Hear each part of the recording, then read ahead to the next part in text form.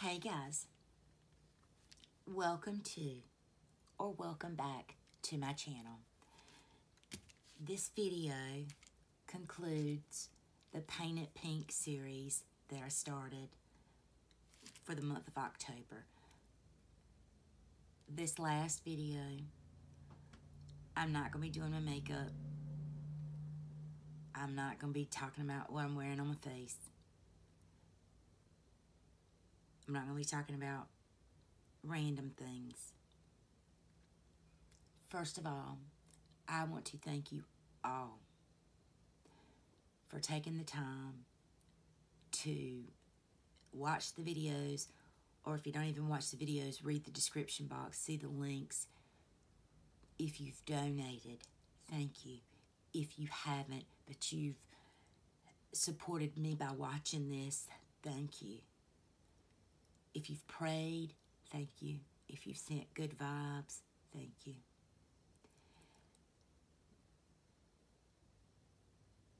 So many of us have stories. So many of us have lost loved ones. We've lost friends. We've seen survivors. We have that hope and we have that faith. This story, I've told my mama's story, and I've told my story, if you will. But this story that I'm about to tell is quite possibly the second time in my life that I have been absolutely petrified, helpless, all the emotions. And I really had to mentally prepare myself for filming this video. I'm filming it on a day that it's a good day for me. It's a good mental health day so far. Today's story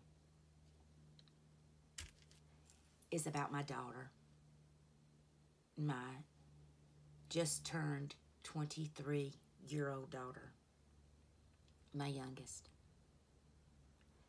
The one I referenced, my world traveler, my gypsy, my nomad.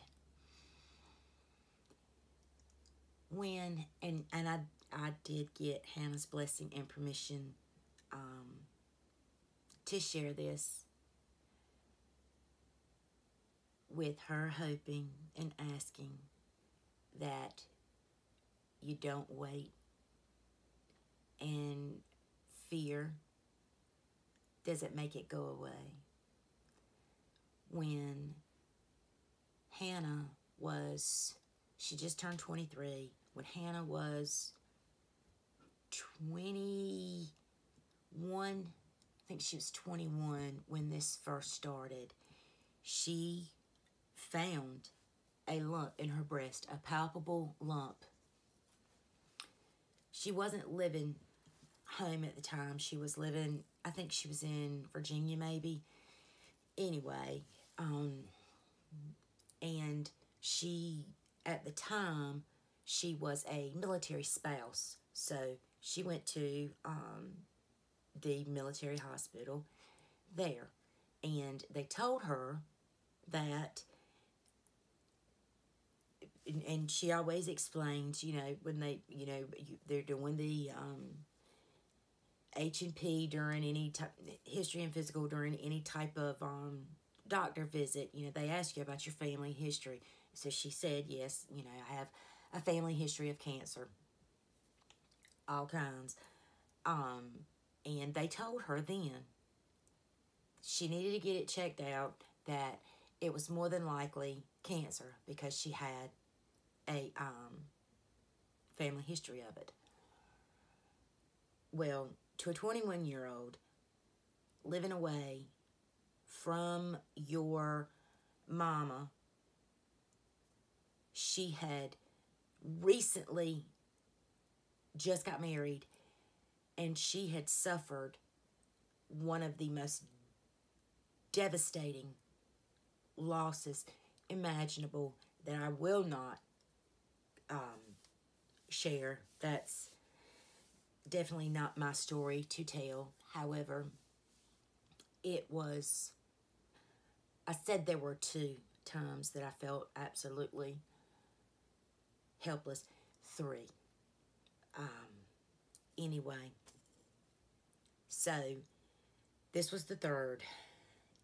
She had suffered all of these losses in such a very short amount of time. And by very short, I mean days, if not maybe a week. Anyway, so she didn't tell me about the lump. I didn't find out about the lump until later.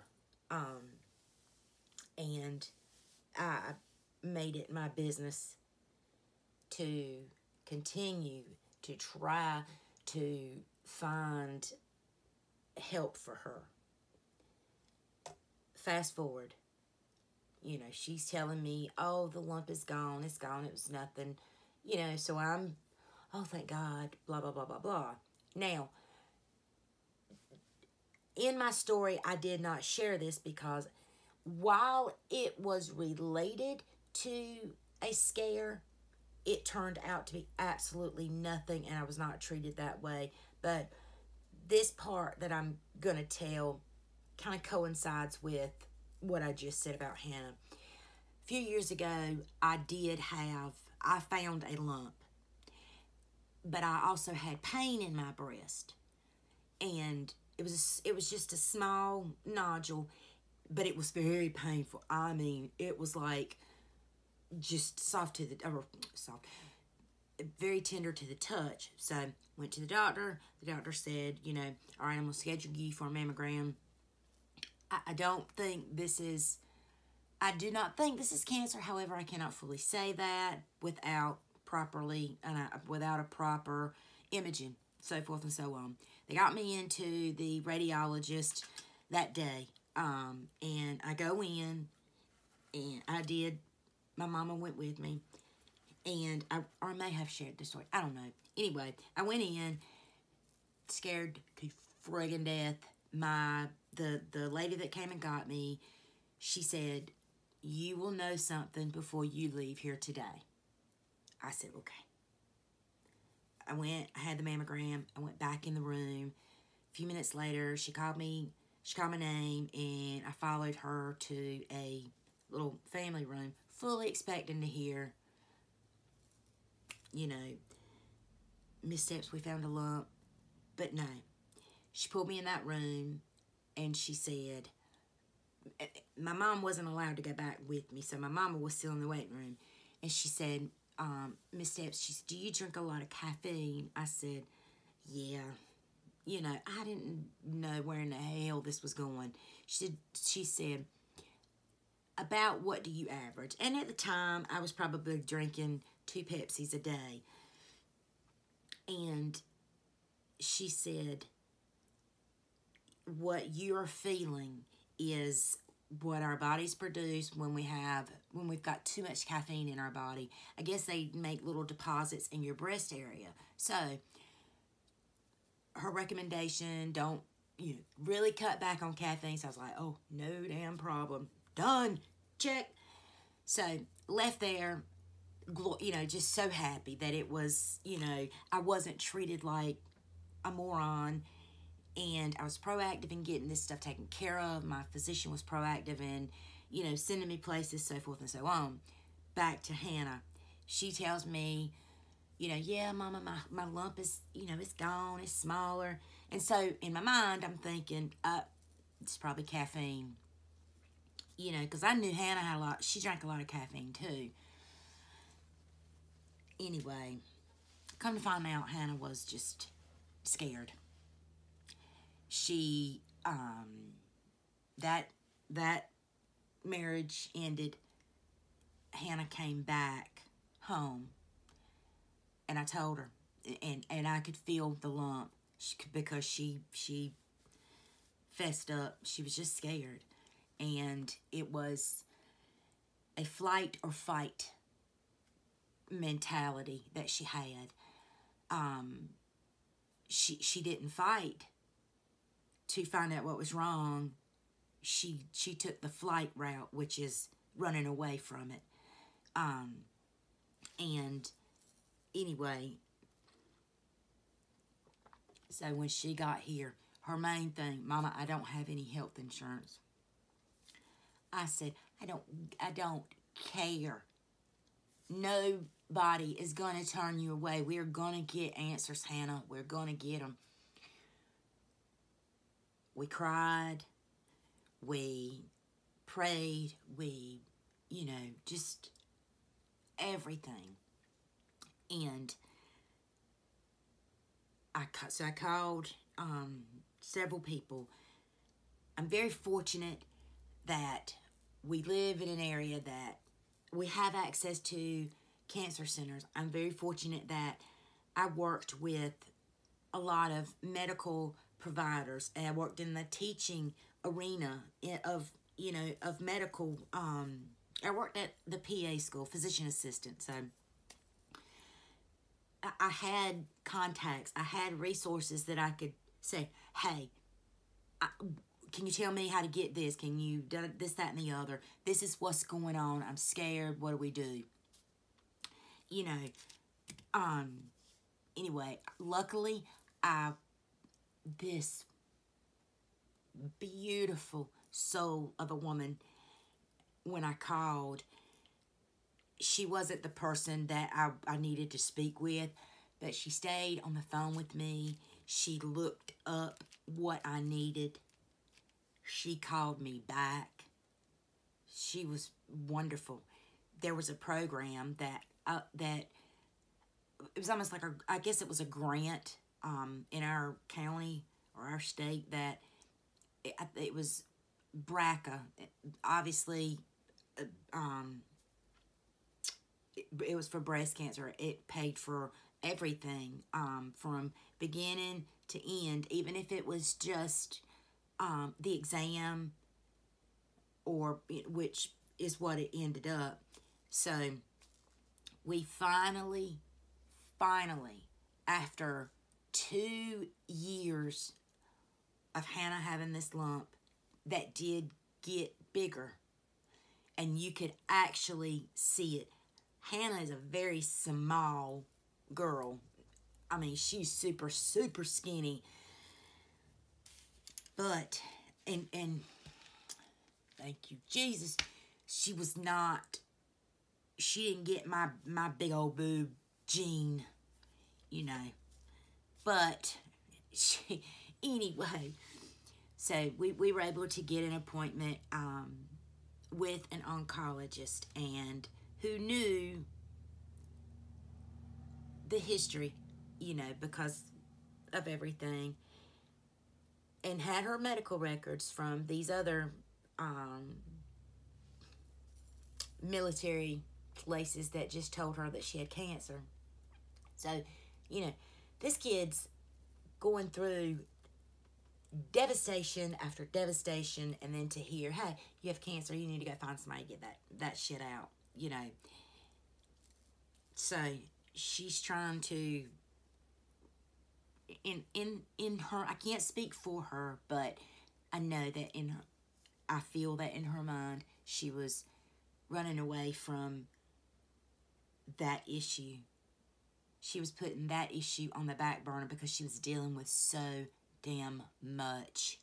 So we ended up, we had knew when the appointment was. It was just, I think a week or two later than when we started calling. We got the paperwork for the BRCA grant to present to these physicians or whatever. So I took her to Myrtle Beach. I said, okay, well, we're gonna have a me and you time. You need to de-stress. Let's just go 2 days and let's de-stress. And that's what we did. We de-stressed. And, Hannah ended up meeting a beautiful, beautiful family there. Young mom and and their kids. And it was just it was just wonderful to see. You know, my kid can make friends with just any and everybody. She's a very loving person. Anyway, we went to the appointment, you know, with whatever they say. We will face it. We will face it together. She will not be alone. The oncologist came in extremely patient, calm. I didn't feel he rushed. Hannah didn't feel that he rushed. They did not biopsy it. He did an ultrasound, and a very advanced type of ultrasound, and it was concluded that what she had was a I hate to say a tumor. It was a mass, but it was a mass that was more of fatty cells. It wasn't a lipoma. And she could have it surgically removed. It wasn't medically necessary. It wasn't anything that was going to hurt. That it would probably eventually go away, is what he told her. I mean, he was confident enough that he didn't need to have a biopsy done. Because I spoke up and I said, look, yeah, I want to be 100% sure this isn't cancer. And, you know, he said, well, nobody can give you 100%, even with testing. Nothing's 100%. And that's true. He said, but I'm 99.9% positive that this is not a cancerous growth. So, we both left out of there just so relieved. So relieved. You know, he did, because he talked with both of us about, you know, the family history, and he even told me, you know, it would be a good idea for me and my mom to get tested for the gene. I think it's called the BRCA gene too. Anyway, so Hannah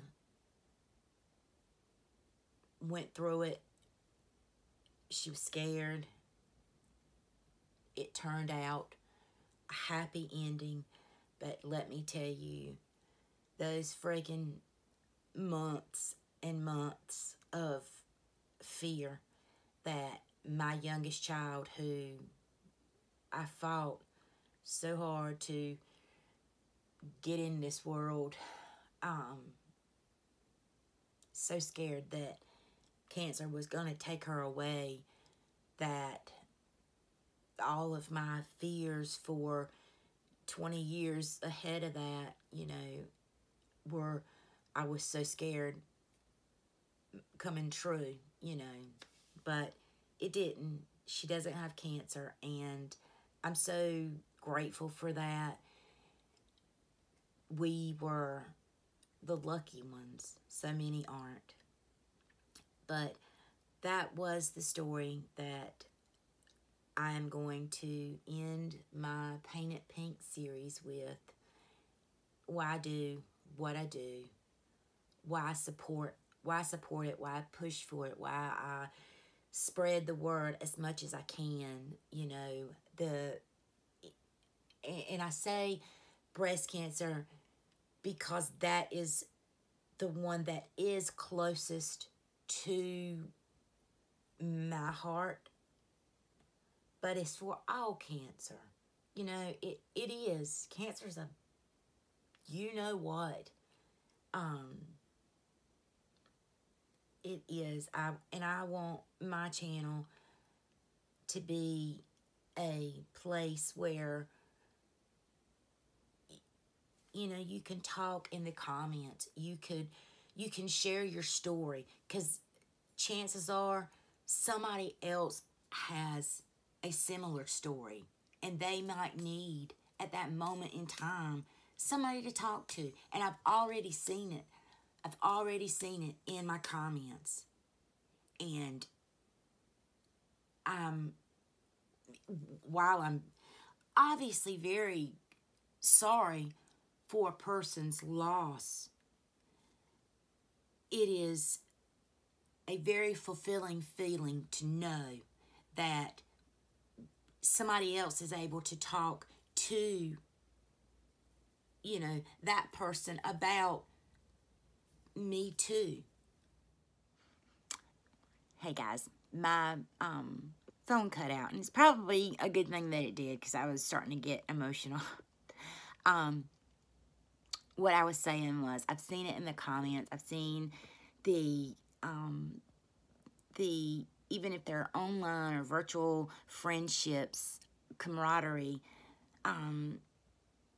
you know, I'm glad that that's an available resource for everyone. You know, it's sad. It's just so sad. I hate cancer, but cancer has made me and my family strong as I don't know what. We have to be, you know. Yeah, you have to be. Cancer's taken too much from us and our family. Anyway, thank you all so very much for being a part of this journey for me. This is the first time I've ever done anything like this. Usually I would always post on Facebook or Instagram, you know, for the month of October, something, but, you know, I've never really had an opportunity to really talk about it, or, you know, share my story. And, well, obviously, except for with my therapist, but, you know, anyway. Okay, guys, I'm going to end this right now. Thank you from the bottom of my heart. I hope you stay and enjoy some of the rest of the zany, crazy content I might have. Bye, guys.